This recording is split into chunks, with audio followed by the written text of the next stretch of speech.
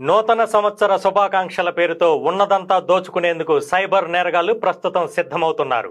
ఏమాత్రం అజాగ్రత్తగా ఉన్నా వారి చేతికి చిక్కి ఖాతాలు ఖాళీ చేసుకోవటమే కాదు, ఫోన్లలో ఉన్న వ్యక్తిగత సమాచారం అంతా పోగొట్టుకోవాల్సి వస్తుందని పోలీసులు హెచ్చరిస్తున్నారు.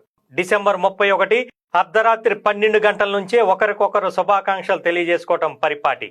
సైబర్ నేరగాళ్లు ఈ ఉత్సుకతనే తమకు అనుకూలంగా మార్చుకోనున్నారు.